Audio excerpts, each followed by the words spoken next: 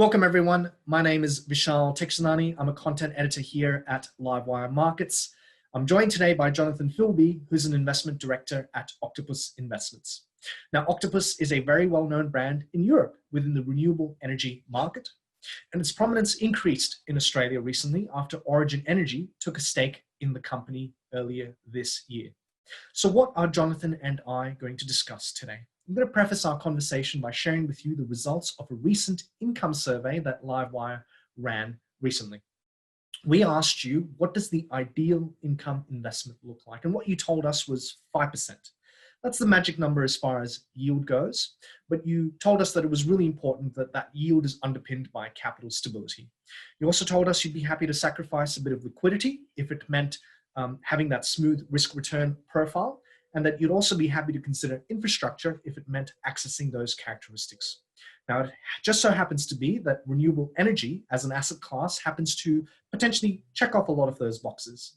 So Jonathan is joining us today to educate us about how it all works and what the benefit is of having renewable energy within your portfolio.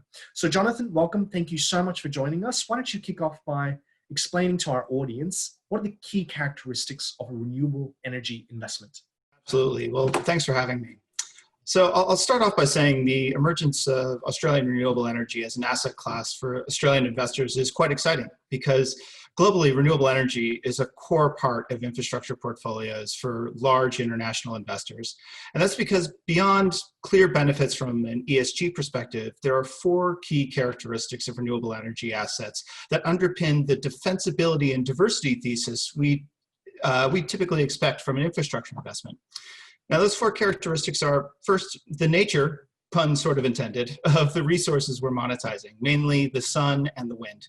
It seems like it goes without saying, but it's certainly worth emphasizing here that the sun and the wind aren't inherently correlated with market outcomes like the ASX or bond yields. Second, there are global bankable standards for how we measure the sun and wind in any given area. These methodologies take into account decades of local weather data, as well as satellite data, which give us a good statistical understanding of when the resource will be available, both from a time of day and seasonality throughout the year perspective, as well as how much in a given natural resource we may have in one specific location. Third is understanding how we monetize the energy we generate. Typically, the majority of our generation is forward sold at a fixed price for a period between 7 to 15 years to bankable credit counterparties such as energy retailers, government entities, or directly with large energy users looking to bring long-term visibility to their cost base. And fourth is operational stability. Once a site is constructed, day-to-day operations of a solar or wind site are relatively self-contained. The natural resources themselves, the sun and the wind, are operating the equipment. So beyond regularly scheduled maintenance and administrative overheads, we require relatively low OpEx to keep these sites physically running. And as a result, this leads to quite high operating margins and defensible cash generation. EBITDA margins between 70 and 80% are quite typical on these assets.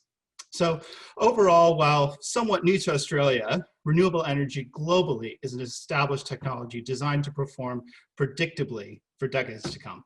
That's a really great high-level overview, Jonathan. Can you bring it back to the investor level? How does the asset class generate returns, and where does it fit within an income portfolio?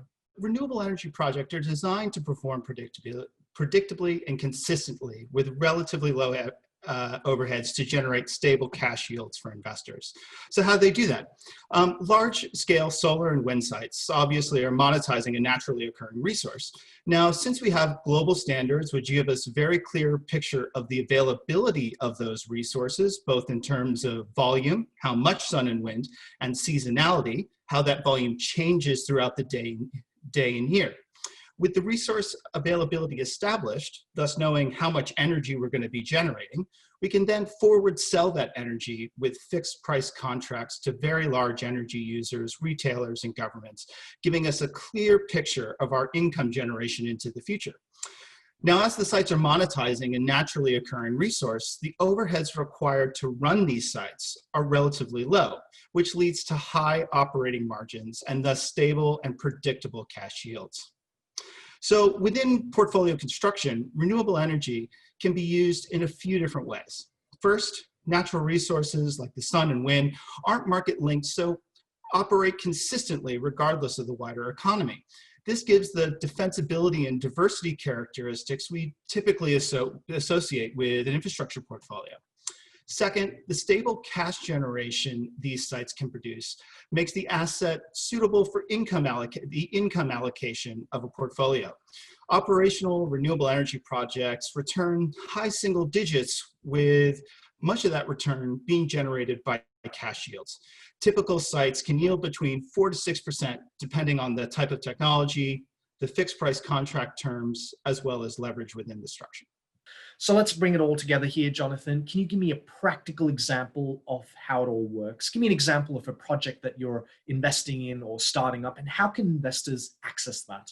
Octopus recently completed construction and have now connected to the grid the largest solar farm in Australia, the Darlington Point solar farm in New South Wales.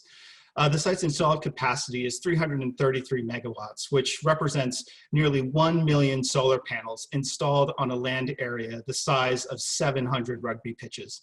This $500 million investment will generate enough energy to power 100,000 Australian homes.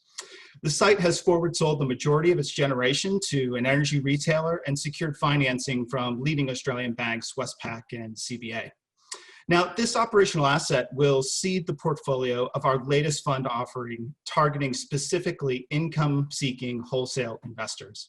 The fund is called Octopus Renewable Energy Opportunities, or OREO for short, and the objective of the fund is to target substantially de-risked renewable energy sites within Australia to provide a target return to investors of 7.5%, with the majority of that return coming from cash yields from the operations of these sites. At Octopus, we've built a significant part of our business in Europe, building renewable energy investment products that cater to the wholesale market, and have raised over $2 billion into unlisted and listed vehicles.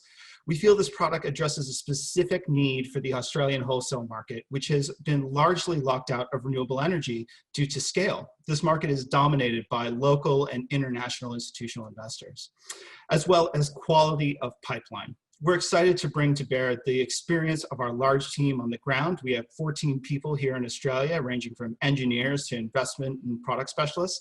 And we're supported by a team of 70 in London dedicated specifically to renewable energy.